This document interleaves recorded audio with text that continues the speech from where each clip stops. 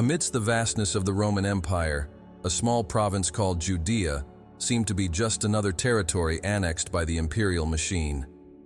However, in that land teeming with beliefs and conflicts, a man would emerge whose message would shake not only the religious foundations of his time, but also the power dynamics that upheld the elite. This man, Jesus of Nazareth, challenged the structures with simple words, powerful deeds, and a purpose that transcended traditional understanding. But how did an itinerant carpenter manage to provoke such a reaction? What was it about his message that inspired hope in many and fear in a few, yet powerful? In the first century, Judea was a society full of tensions. The Roman rule, with its military strength and tax collection, imposed a constant feeling of oppression. At the same time, the Temple of Jerusalem, the ultimate symbol of Jewish faith, was the religious and economic center. The religious leaders, divided among Pharisees, Sadducees, and scribes, strictly controlled the people's spiritual life, strategically aligning themselves with Roman power to ensure their privileged position. For the masses, religion was not just faith, it was survival and identity in an era of colonization. The message of Jesus infiltrated precisely at this intersection of political oppression and religious domination. He spoke of a kingdom of God, a concept that seemed to offer an alternative to human rule. It was not a physical kingdom, but something transcendent that challenged the imposed hierarchies. His words were not only aimed at the powerful, but primarily at the marginalized, the poor and the despised, those who had been forgotten by the existing structures. This approach, at the same time inclusive and revolutionary, caught the attention of many and planted the seed of something that religious leaders could not control. The religious elites viewed their position as divinely sanctioned. They believed that by strictly following and interpreting the Torah, they were protecting the purity of the people of Israel. However, Jesus' actions challenged these interpretations. He healed on the Sabbath, fraternized with sinners, and preached in accessible language, far from traditional formalism. For the religious leaders, this was not only an affront to traditions, but a direct threat to their authority. How to control a people who began to listen to a leader who spoke of spiritual liberation and despised the complex rules that kept them submissive? The Roman Jewish world was also deeply segmented. The Pharisees dominated the theological scene with their strict interpretation of the law, while the Sadducees, allied with the temple, concentrated political and economic power. The scribes, in turn, were the guardians of knowledge and scriptures. Jesus, however, navigated these groups with disconcerting ease. He did not align himself with any faction, but he also did not ignore them.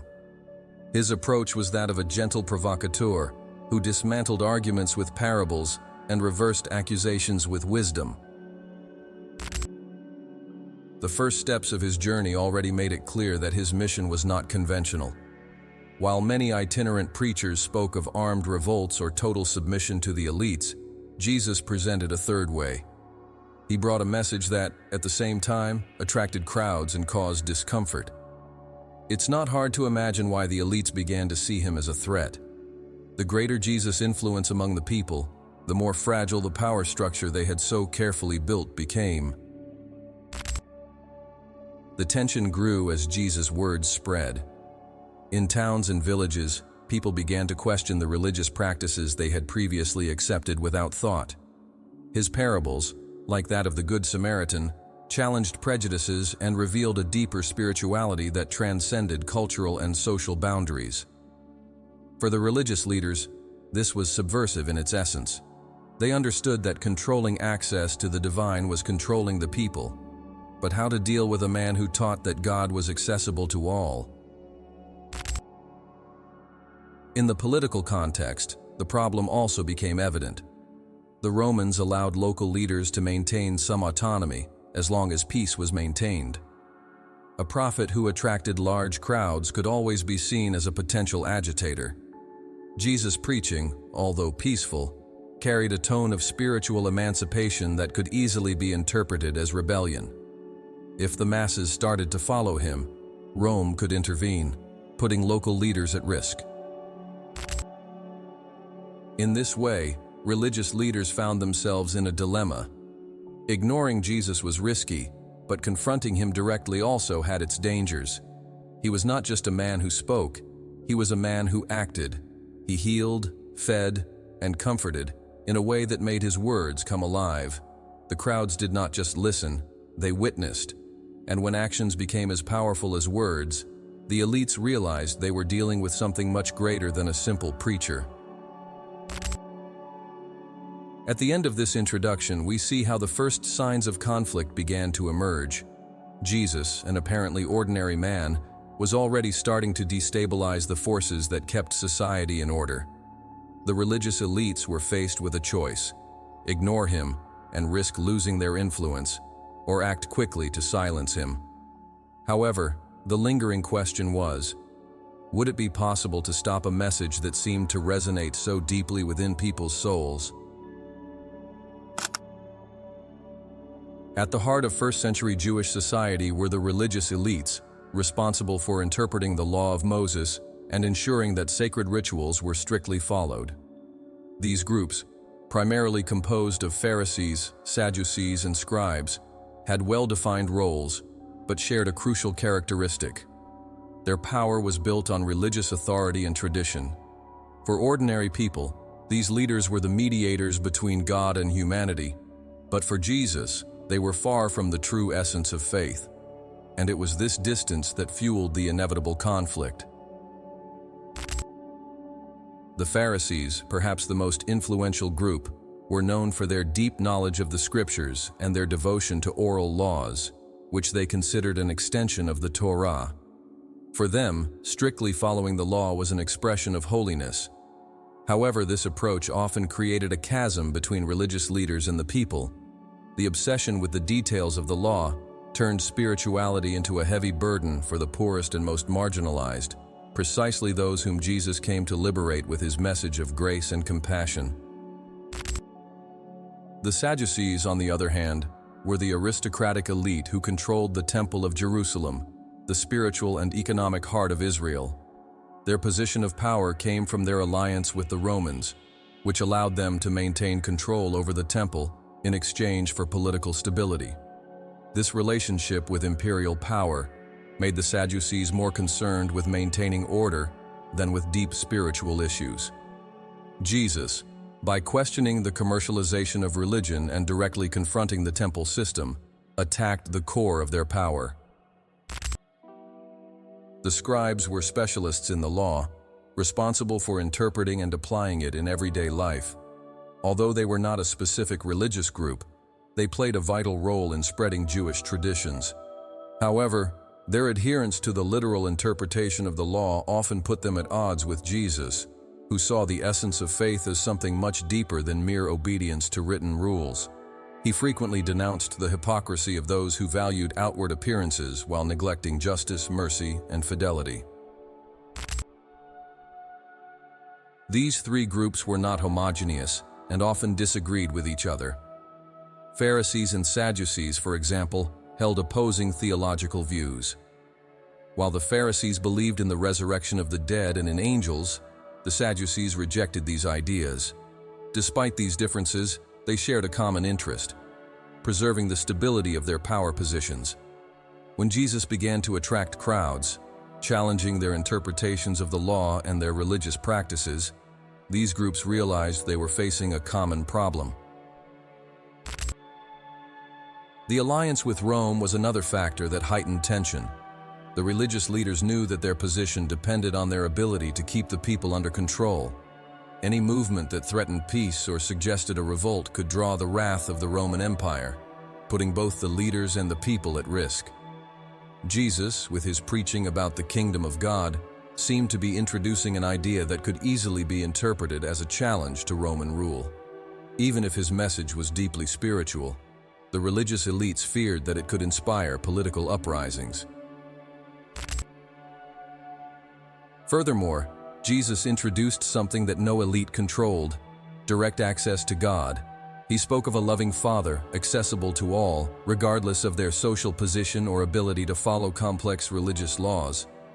For the masses, this was revolutionary.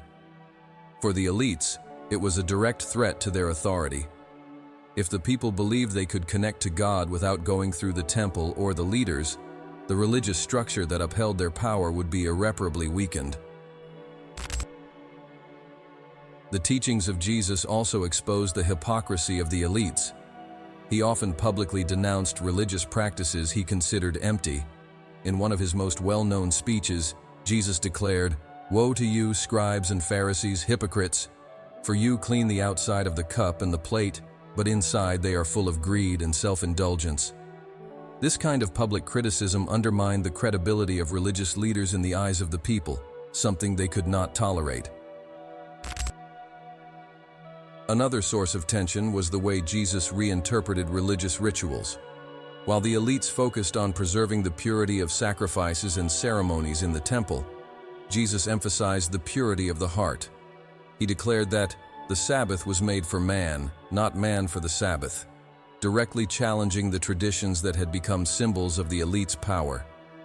These statements and actions put the authorities in an uncomfortable position, forcing them to choose between ignoring him or confronting him.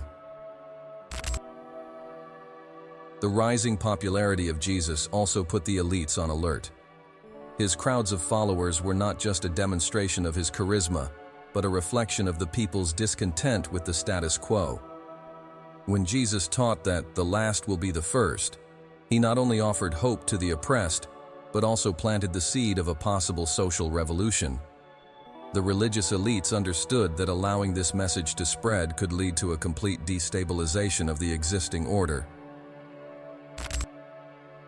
As Jesus continued his mission, it became clear that he was not just an ordinary preacher.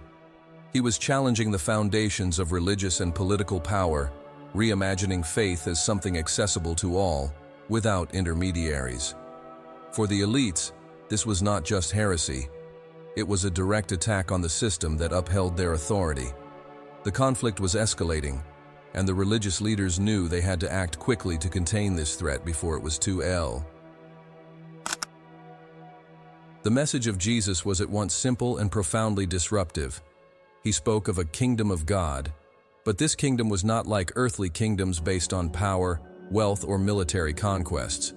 It was a kingdom of justice, love, and mercy, accessible to all, regardless of social status, wealth, or ritual purity. This seemingly spiritual idea contained within it an implicit critique of the prevailing power structures, both religious and political. It's no wonder that the religious elites felt threatened.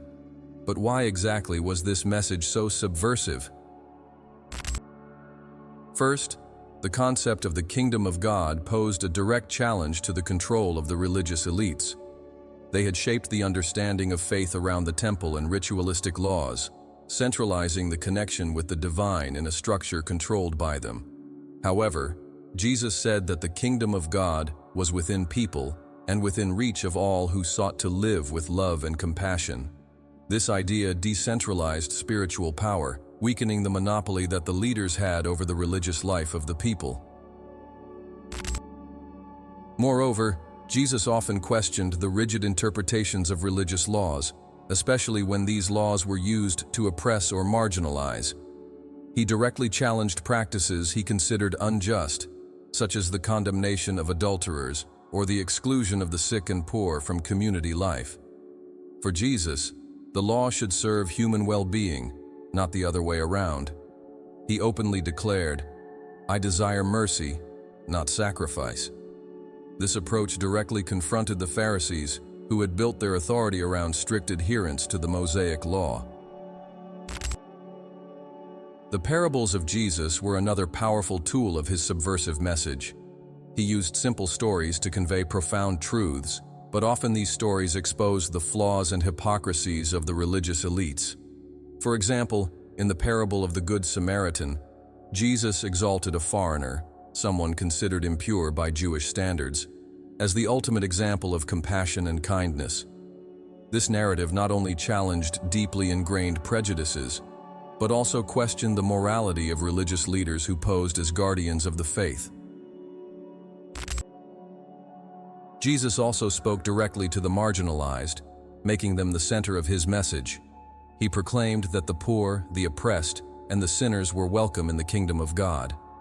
This focus on the excluded challenged the traditional view of the elites, who associated prosperity and ritual purity with divine favor. By saying the last will be first, Jesus subverted the established social and spiritual order, promising a reversal of values that directly threatened the powerful. One of the most controversial aspects of Jesus' message was his attitude towards the temple. For the Sadducees, who controlled the temple, it was the center of Israel's religious and economic life. It was there that sacrifices were made and where Mosaic laws were applied. However, Jesus openly criticized the use of the temple as a tool of exploitation. When he drove out the money changers and merchants, declaring that they had turned the house of God into a den of thieves, he not only challenged the temple's economic system, but also questioned the spiritual legitimacy of the elites who managed it. Another point of tension was the way Jesus redefined the concept of purity. While religious elites emphasized ritual purity, rules about what to eat, how to dress, and who to associate with, Jesus prioritized the purity of the heart. He stated that it was not what entered the mouth that made someone impure, but rather what came out of it. Words of hatred, lies, and judgments. This view rejected much of what upheld the authority of the elites, as they used these rules to control and exclude. Furthermore, Jesus' message was not just for the Jews. He frequently interacted with Samaritans, Romans, and other foreigners, extending to them the same compassion he offered to his own people. This went against the exclusivist view of the religious elites, who saw Israel as the only people chosen by God. By opening the doors of the kingdom of God to everyone, Jesus broadened the idea of spirituality, challenging the cultural and religious barriers that upheld the power of the elites. Jesus' approach to the Sabbath was another point of contention. For the Pharisees, observing the Sabbath was one of the pillars of the Jewish faith. However, Jesus often performed healings on this day, asserting that the Sabbath was made for man, not man for the Sabbath. This statement was a direct affront to the traditions that the Pharisees upheld. For them, it was more than a matter of law, it was a matter of identity. Jesus, however, saw the Sabbath as an opportunity to promote well-being and freedom, challenging the rigidity of established norms. The crowds following Jesus heightened the sense of threat among the religious elites. He not only spoke, but also acted. He healed the sick, fed the hungry, and comforted the afflicted. These tangible actions lent credibility to his message and created an emotional connection with the people. To the elites, this was dangerous. A leader who not only criticized, but also transformed lives, had the power to inspire a revolution, even if it was spiritual. Finally, the impact of Jesus' message was amplified by his own demeanor. He was humble, yet confident in his mission. He did not seek wealth or positions of power, but was fully committed to serving and teaching. This authenticity strongly contrasted with the religious elites, often seen as hypocritical and distant from the people. For many, Jesus represented the true face of God, while the religious leaders represented only human institutions. The message of Jesus was not just spiritual, it was deeply political and social. By challenging norms, he exposed injustices and invited people to imagine a different world, a world where love, compassion, and justice prevailed. It was a vision that, for the elites, could not be allowed, as it threatened to dismantle the foundations upon which they had built their power. The miracles of Jesus played a central role in his mission. They not only demonstrated compassion and divine power, but also reinforced his message that the kingdom of God was present and accessible. However, these acts of healing, food multiplication, and even resurrection of the dead elicited contradictory reactions. While the people saw in them a sign of hope, the religious elites viewed them as a threat to their authority and a potential source of instability. The miracles, therefore, became a critical point in the conflict between Jesus and the religious leaders. Each miracle carried a subversive message. When Jesus healed a leper or made a paralytic walk, he was not only restoring these people's physical health, but also reintegrating them into the community. According to the laws of the time, diseases like leprosy were seen as divine punishments, and the sick were often excluded from society. By healing them, Jesus challenged this view, implicitly stating that these people were not under God's condemnation, but were worthy of love and acceptance. This stance put the theology of the elites in check, who maintained their power through a punitive interpretation of the law. Jesus' healing acts also challenged the religious norms of purity. He did not hesitate to touch the unclean, lepers, menstruating women, Gentiles, and even the dead. According to the Pharisees' rules, this made a person ceremonially unclean, requiring purification rituals. However, Jesus seemed to invert this logic. Instead of becoming contaminated, he purified those he touched. This attitude directly challenged the purity system that upheld the authority of the religious elites, rendering it irrelevant in the face of his powerful presence. The miracles related to the Sabbath were particularly controversial. An emblematic example is the healing of a man with a withered hand on a Sabbath day, performed in front of Pharisees who were waiting for an opportunity to accuse him. When questioned about the legality of healing on the Sabbath, Jesus responded, "It is allowed to do good on the Sabbath." This act and its justification were a direct affront to the elites, who had transformed the Sabbath into a symbol of their authority. For Jesus, the Sabbath should be a day of liberation and mercy, not of oppression. Another miracle of great impact was the multiplication of loaves and fishes, which fed thousands of people. This act was not just a sign of compassion, it was a powerful reminder of God's providential care. For the people, who lived under conditions of extreme poverty, this miracle was a symbol of liberation from hunger and oppression. However, for religious and political elites, it represented a danger. A leader capable of feeding crowds could easily transform this spiritual devotion into a political movement. The resurrection of Lazarus was perhaps the most disturbing miracle for the religious elites. Jesus not only demonstrated power over death, but also directly challenged the Sadducees' view, who denied the resurrection of the dead. This event attracted great attention, leading many to believe in him. For the religious leaders, it was the breaking point. They realized that allowing Jesus to continue performing such extraordinary signs would jeopardize their authority and possibly their alliance with Rome. As recorded in the Gospel of John, the Council of Leaders decided, "If we let him go on like this, everyone will believe in him, and the Romans will come and take away both our place and our nation." Some elites tried to discredit the miracles, accusing Jesus of operating through demonic powers. When he cast out demons, for example, they said he did so by the power of Beelzebub. Jesus responded to these accusations with logic. A kingdom divided against itself cannot stand. This public refutation not only disarmed his critics, but also exposed the frailty of their accusations, further strengthening his position among the people. In addition to public healings and miracles, Jesus' individual encounters also carried a subversive force. When he healed a blind or deaf person, he not only restored their senses, but also challenged the elite's narrative that such conditions were the result of sin. In a landmark case, when healing a man born blind, Jesus declared, "Neither did he sin nor his parents. This happened so that the works of God might be displayed in him." This view, contrary to traditional interpretations, directly confronted the elites and rendered their spiritual explanations obsolete. The crowds witnessing these miracles were rapidly growing. Each healing, exorcism, or multiplication reinforced the image of Jesus as a prophet, or even as the Messiah. For the religious leaders, this meant a gradual loss of control over the people. The more people believed in Jesus, the less they saw the elites as necessary mediators between God and men. Miracles also served as catalysts for conflict. While the people saw them as signs of hope, the religious elites perceived them as declarations of war. Each act of Jesus exposed the inability of religious leaders to offer the people anything beyond rules and rituals.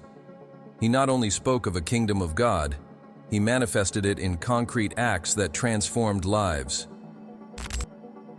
Finally, the miracles of Jesus were not just demonstrations of power, but also statements of his values. They revealed a vision of a world where suffering was alleviated, where the excluded were reintegrated, and where compassion triumphed over legalism.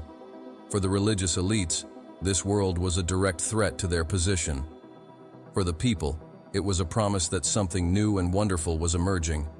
And it was this promise, fueled by the miracles of Jesus, that led the leaders to conclude that he needed to be stopped. The Temple of Jerusalem was the nerve center of Jewish society in the first century. More than a sacred space, it symbolized power, authority, and national identity. Governed by the Sadducees, the temple also served as the economic and political core of Judea, functioning as a vital link between the religious elites and the Roman Empire.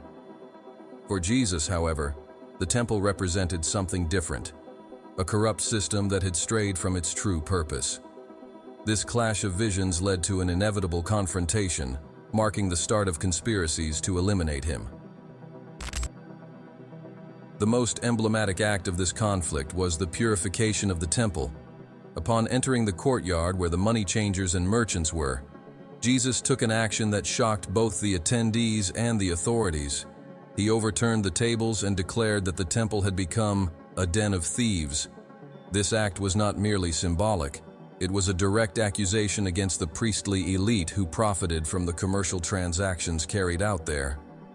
The money changers, for example, were essential for converting Roman coins into acceptable coins for the payment of the temple tax. This system generated substantial profits for the religious leaders, who controlled the entire process. For the elites, the purification of the temple was seen as an intolerable affront. It was not just a critique of the system, it was a threat to their authority and their source of wealth. The Sadducees, who controlled the temple, depended on their position to maintain their alliance with Rome and their influence over the people. Jesus, by publicly questioning the legitimacy of their practices, undermined the foundation of their power. Moreover, his action drew the attention of the masses, who saw in his gesture a courageous denouncement against a system that many already considered unjust. The temple was also a political symbol. For the Roman Empire, it represented a point of control over the Jewish population. The alliance between the religious elites and Rome was based on stability. Any threat to the temple system could be interpreted as a threat to Roman rule itself. Thus, Jesus' actions not only put the religious leadership on alert, but also drew the watchful eye of the imperial authorities. This intersection of politics and religion made the confrontation even more dangerous. In addition to the purification of the temple, Jesus often confronted the theology that underpinned the system. He questioned the centrality of animal sacrifices, which were at the heart of worship in the temple. His words suggested that God desired mercy, not sacrifices. This directly challenged the role of the temple as a mediator between God and the people. For religious leaders, this critique was unacceptable as it threatened to dismantle the theological foundation that justified their authority. Another subversive aspect of Jesus' message was his emphasis on the accessibility of God. He taught that true worship was not confined to the temple, but could be done in spirit and in truth, anywhere.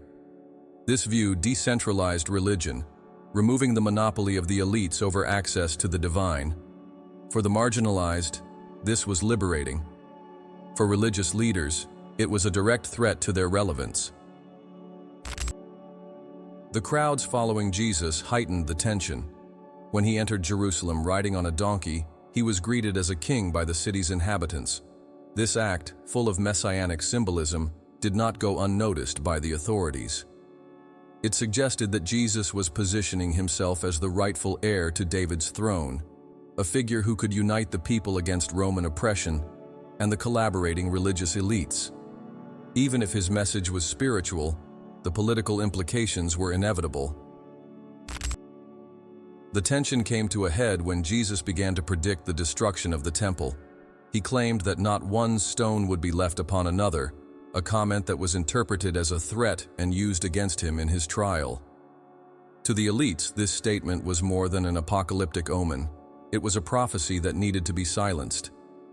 The temple was the ultimate symbol of their authority, and any attack on it, even in words, was considered dangerous heresy. Jesus' actions in the temple also highlighted his growing popularity. The common people, who often felt exploited by commercial practices and the temple tax, saw in Jesus a champion for their cause. The religious leaders feared that he could mobilize the masses into a revolt. For them, it was essential to neutralize him before he became uncontrollable. However, the conflict with the temple was not just a matter of power. It also represented a clash of spiritual visions. For Jesus, the temple should be a house of prayer for all nations. He saw the role of the temple as a universal connection space with God, and not as an exclusive and profitable system. His vision was inclusive, whereas the elites was exclusivist. This difference in perspective was irreconcilable. The direct confrontation with the temple marked a point of no return for the religious elites. They realized that Jesus was not just a preacher or a healer. He was someone who threatened to reconfigure the entire power and worship structure. The temple, with its central role in Jewish life, was being challenged in a way they could not ignore. For the leaders, the only solution was to eliminate him. Thus, the conspiracies to capture and condemn Jesus began to take shape. His audacity in directly confronting the temple had sealed his fate. But what the religious elites could not predict was that, even in trying to destroy him, his message would continue to grow, spreading far beyond the borders of Judea. When the religious elites decided that Jesus should be eliminated, they knew they couldn't simply act without justification. To preserve their authority and avoid retaliation from the people, it was crucial that his arrest and execution be seen as an act of justice, not persecution. Thus, the meticulous process of criminalizing Jesus began, an effort to transform a beloved spiritual teacher into a public threat and a figure worthy of condemnation. The first strategy of the religious leaders was to accuse Jesus of blasphemy. Jewish law considered blasphemy a very serious crime, punishable by death. Jesus' statements about his relationship with God were seen as deeply offensive by the elites. He often referred to God as Father, in an intimate way that suggested a special connection. In addition, he claimed to have the authority to forgive sins, something that, according to Jewish tradition, only God could do. For the religious leaders, these statements were not only shocking, but also a threat to the theological order that supported their position. A crucial moment in this process was the trial before the Sanhedrin, the Jewish religious council. During this trial, Jesus was questioned about his identity and his statements. When asked directly if he was the Messiah, he responded affirmatively, but in terms that emphasized his spiritual mission, not a political one. Still, for the Sanhedrin, this statement was enough to accuse him of blasphemy. They needed a solid religious basis to justify his condemnation, especially in front of the people who saw Jesus as a prophet. However, there was a problem. Although the Sanhedrin could condemn someone for blasphemy, it did not have the authority to carry out the death penalty. Only the Roman government could authorize an execution. This required a change in strategy. For the Romans, religious accusations were irrelevant. They were more concerned with public order. Thus, the religious leaders began to shape Jesus as a political threat, someone who could incite a rebellion against the empire. The sedition charge was built around two main elements: Jesus preaching about the kingdom of God and his triumphant entry into Jerusalem. Although Jesus always made it clear that his kingdom was not of this world, the religious elites argued that his words could be interpreted as a political claim. His entry into Jerusalem, where he was hailed as a king, was presented as evidence of his messianic aspirations, in the political sense of liberating Israel from Roman rule. Furthermore, Jesus was accused of inciting the people against Rome by claiming to be the King of the Jews. This title, although used by his followers in a spiritual sense, was distorted by the elites to suggest that he planned to directly challenge Caesar's authority. For the Romans, any figure who gathered large crowds and proclaimed alternative kingdoms was a potential threat. By portraying Jesus as a political agitator, the religious elites hoped to secure Rome's support for his execution. Another key element in this process was the betrayal of Judas Iscariot, one of Jesus' closest disciples. Judas, either convinced or manipulated, decided to hand over Jesus in exchange for 30 silver coins. His betrayal provided the authorities with the perfect moment to arrest Jesus without inciting riots. They chose to act during the night, away from the crowds that could defend Jesus. This act marked the beginning of the final phase of their plan. After the arrest of Jesus in the Garden of Gethsemane, he was taken to a series of trials.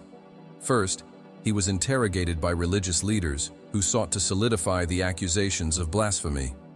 Then, he was brought before Pontius Pilate, the Roman governor of Judea. Pilate, known for his brutality, was a pragmatic administrator. He was not interested in religious disputes, but he also did not want to ignore a possible threat to public order. In the interrogation with Pilate, the religious leaders emphasized the accusation that Jesus claimed to be the King of the Jews. For the Romans, this was a crime of high treason, since only Caesar was recognized as king. Pilate, however, seemed skeptical. He did not see in Jesus the figure of a revolutionary. On the contrary, Jesus presented himself as a peaceful man whose message was spiritual. Despite this, Pilate was under pressure. He knew that allowing Jesus to continue could be interpreted as weakness or complicity with a potential agitator. The religious elites skillfully manipulated the situation. They instigated the crowd, demanding the crucifixion of Jesus. When Pilate tried to free him, offering him instead of Barabbas, a known criminal, the crowd, possibly influenced by the religious authorities, chose Barabbas. This public pressure, combined with the fear of a revolt, led Pilate to give in, authorizing the crucifixion. This process of criminalization was a combination of religious intrigue and political manipulation. The religious elites knew they couldn't eliminate Jesus without justifying their actions to both the people and Rome. Thus, they transformed him from a spiritual teacher into a threat to order, using carefully constructed accusations to achieve their goals. The conviction of Jesus, however, was not just the end of a man, but the beginning of a movement that would challenge both the power of the religious elites and Roman rule. What they did not foresee was that in trying to silence him, they were creating the conditions for the spread of his message, which would continue to grow and inspire generation. Crucifixion was more than a form of execution. It was a public spectacle designed to intimidate and humiliate. The Romans reserved it for the most despised criminals, runaway slaves, traitors, and those who directly challenged imperial authority. For the religious leaders and the Roman government, crucifying Jesus was not just a means of eliminating a problem. It was a clear message to everyone who dared to question the established order. But paradoxically, Jesus' death on the cross marked the beginning of something much larger than they could ever imagine. The process leading to crucifixion began with a series of carefully orchestrated events. After being condemned by Pontius Pilate, Jesus was handed over to Roman soldiers to be tortured. Flogging was a common precursor to crucifixion, intended to weaken the victim and increase their suffering. During this process, Jesus was mocked, dressed in a purple robe, a symbol of royalty, and crowned with thorns, in a cruel parody of his charge as King of the Jews. This public humiliation aimed to reinforce the message that anyone who challenged the power of Rome would end up the same way. The journey to Golgotha, known as the Via Dolorosa, was another essential part of the humiliation ritual. Jesus was forced to carry his own cross, an act that symbolized his total submission to Roman authority. The weight of the cross, combined with the weakened state of his body after the flogging, made the journey almost unbearable suffering. Along the way, he encountered looks of pity, hatred, and indifference, while many of his followers, now fearful, kept their distance. Upon arriving at Golgotha, the crucifixion process began. Nails were driven into his hands and feet, pinning him to the cross, and his body was lifted up for all to see. This position not only prolonged physical suffering, with the victim struggling to breathe, but also made him a symbol of disgrace. For the Jews, dying hanged was seen as a curse, a mark of divine rejection. For the Romans, it was a demonstration of absolute dominance. Above the cross of Jesus, a sign was placed with the words INRI, Jesus Nazarenus Rex Judiorum, Jesus of Nazareth, King of the Jews. This inscription had a dual purpose. For the Romans, it was a political charge, intended to show the fate of anyone who challenged Caesar's authority. For the religious elites, it was a way to ridicule Jesus' claims as the Messiah. However, for his followers, this sign served as a reminder of the title he claimed, even in his death. During the hours that followed, Jesus remained on the cross, enduring not only physical pain, but also insults and mockery. The religious leaders, satisfied that they had achieved their goal, were present to witness his final humiliation. Some of those present challenged Jesus to come down from the cross, saying, "If you are the Son of God, save yourself." These words were not only mockery, but also an attempt to discredit his mission. To them, Jesus' weakness on the cross was proof that he was not the Messiah he claimed to be. Despite the suffering, Jesus maintained his stance of compassion and forgiveness. According to the Gospels, he prayed, "Father, forgive them, for they do not know what they are doing." This statement, made amidst unimaginable pain, showed the depth of his message of love and mercy. For the religious leaders, however, this only reinforced their frustration. Even in what seemed to be a complete defeat, Jesus remained faithful to what he taught. Jesus' last words on the cross were full of meaning. "It is finished" was not just a cry of despair. It was a declaration that his mission was accomplished. With his death, he sealed the covenant of his message, offering a new way to relate to God, independent of the religious structures controlled by the elites. This moment, seemingly insignificant to those who condemned him, would be the turning point in the history of human spirituality. When Jesus finally expired, extraordinary events were reported. According to the Gospels, the veil of the temple was torn in half, symbolizing the end of the separation between God and humanity. In addition, an earthquake shook the earth, and those present were terrified. Even a Roman centurion who witnessed the crucifixion declared, "Truly, this man was the Son of God." These signs, although perhaps seen as coincidences by some, were interpreted by his followers as evidence that Jesus was who he claimed to be. The crucifixion also had a significant psychological impact on his disciples. Many were confused and fearful, believing that everything they had fought for had come to an end. The trauma of the crucifixion caused some to doubt and scatter. However, this moment of despair was merely the prelude to what was to come next, the resurrection, which would transform their lives and rekindle their faith. For the religious elites, the death of Jesus seemed like a victory.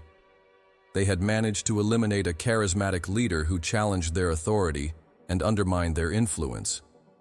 However, they couldn't foresee the consequences of this act. In trying to silence him, they ended up creating a martyr, whose story and message would continue to inspire generations.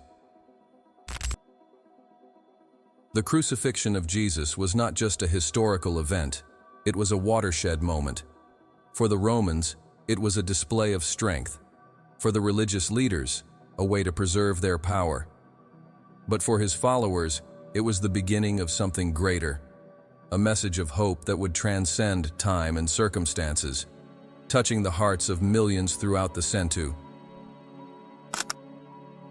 The crucifixion of Jesus should have been the end of his influence. For the religious elites and the Romans, his death on the cross was a declaration of power. A leader who challenged the established order would be destroyed, and his movement dismantled. However, what happened next defied all expectations. Instead of disappearing, Jesus' message gained strength, spreading in an unexpected and revolutionary way. The resurrection, proclaimed by his followers, turned his death into a new beginning and laid the groundwork for the rise of Christianity. The turning point was the resurrection of Jesus, an event that his disciples witnessed and began to proclaim with courage and conviction. For the closest followers like Peter and Mary Magdalene, the empty tomb was not just a mystery, but a confirmation that Jesus was indeed the Messiah. They reported appearances of the resurrected Christ, who encouraged them to continue his mission. The resurrection became the core of the Christian faith, a proof that death had been defeated and that the kingdom of God was a present reality. The message of the resurrection was subversive in its essence. By declaring that Jesus had overcome death, the early Christians were challenging not only the authority of the religious elites, but also the power of Rome, which had used crucifixion to assert its dominion. If Jesus was alive, then his message could not be silenced. Moreover, his resurrection pointed to a new form of life, one that transcended earthly power structures. The early Christians faced intense persecutions. The religious elites viewed the growth of this movement as a direct threat to their authority. The spread of the belief in Jesus' resurrection undermined the system they had built, based on the mediation of the temple and ritualistic laws. Rome also began to see Christianity as a dangerous force. Although initially confused with a Jewish sect, Christians quickly stood out for their refusal to worship the emperor or the Roman gods, putting them in direct conflict with the empire.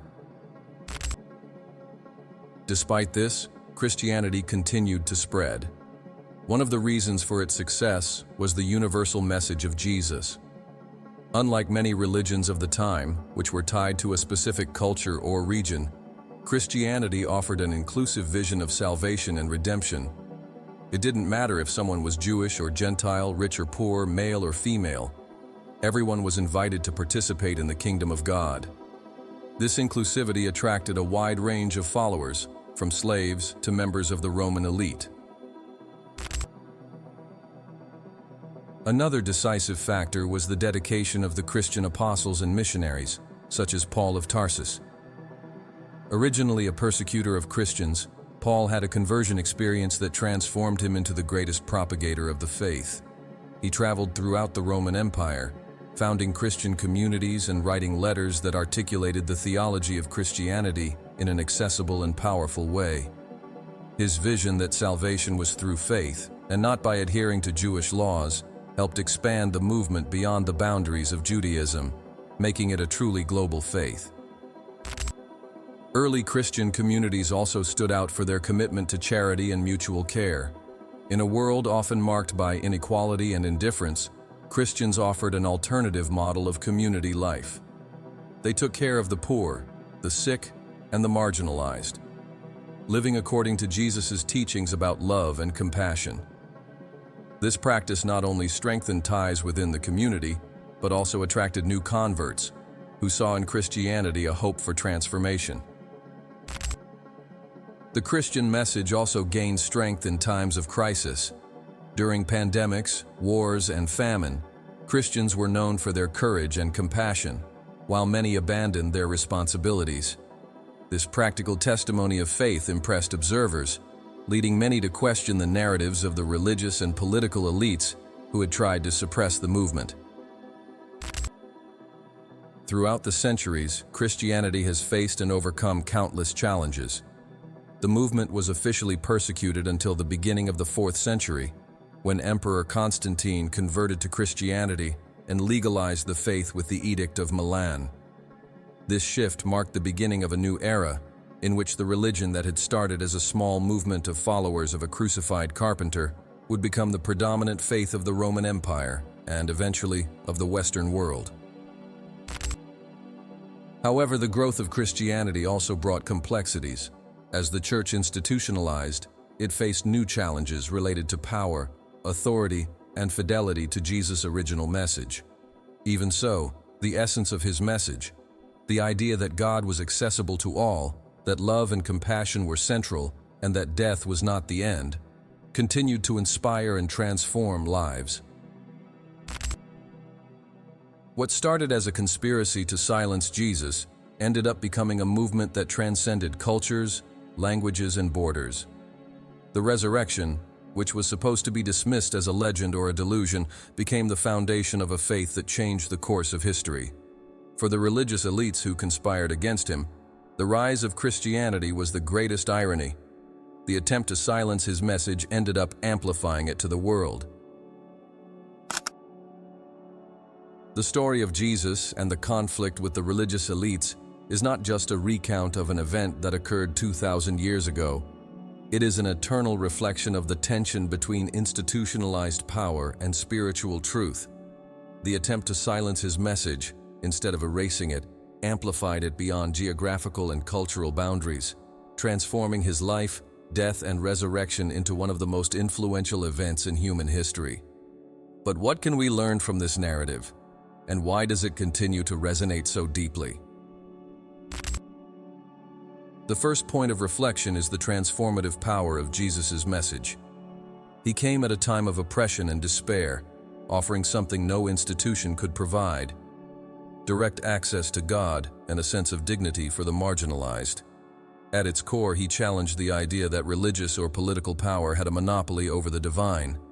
By doing this, he empowered ordinary people, teaching that true faith was in love, compassion, and justice. This challenge to power structures continues to be relevant. Throughout history, spiritual and social resistance movements have drawn inspiration from the teachings of Jesus to fight against oppression and seek justice. From the work of leaders like Martin Luther King Jr. to grassroots movements for human rights and equality, the idea that spiritual power transcends earthly institutions has been a catalyst for change. Another important aspect is the resilience of truth in the face of oppression. Religious and political elites tried to destroy Jesus and erase his message, but they failed because his words were rooted in something deeper than human structures. This teaches us that ideas based on fundamental principles, such as love, truth, and justice, have a strength that no conspiracy can stop. Even when they seem to be defeated, they resurface, transforming hearts and minds. History also reminds us of the complexity of power and humanity. The religious elites who conspired against Jesus were not necessarily bad people. They were, in many cases, protecting what they believed to be right or necessary for the survival of their faith and culture. This challenges us to look at power through a critical lens, but also with compassion, recognizing that conflicts often arise not just from malice, but from fear, ignorance, and attachment. Another point of emphasis is the irony of the impact of the actions of religious elites. In trying to protect their authority, they ended up triggering the opposite of what they desired. Christianity, which was born as a marginalized movement, grew to become a global force. This reveals an important lesson.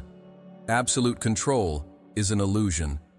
The more one tries to suppress the truth, the more it finds ways to emerge.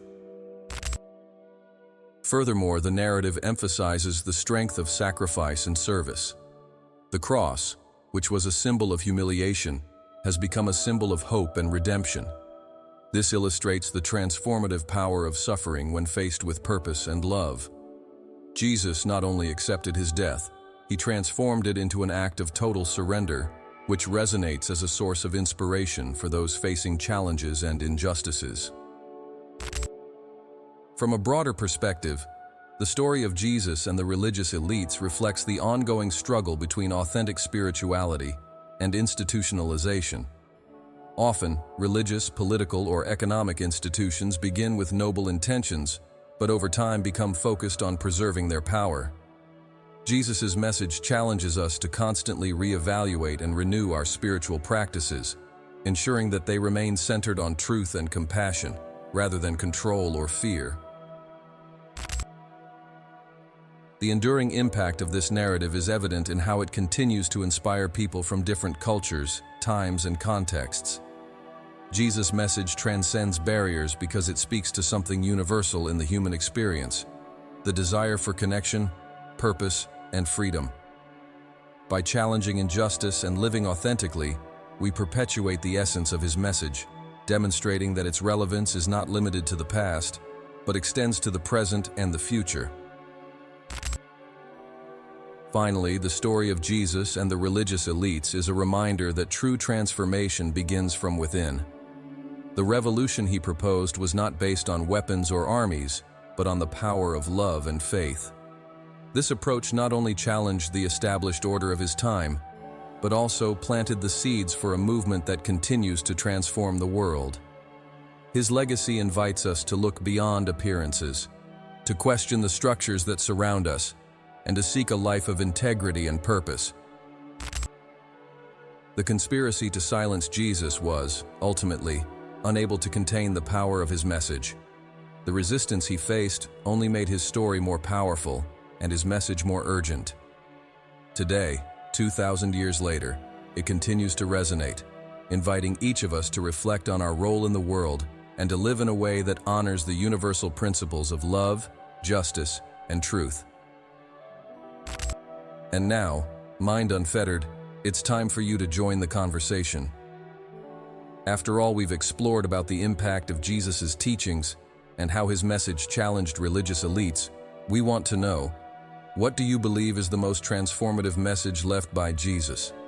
Leave your reflection in the comments or share a quote that most inspires your spiritual journey.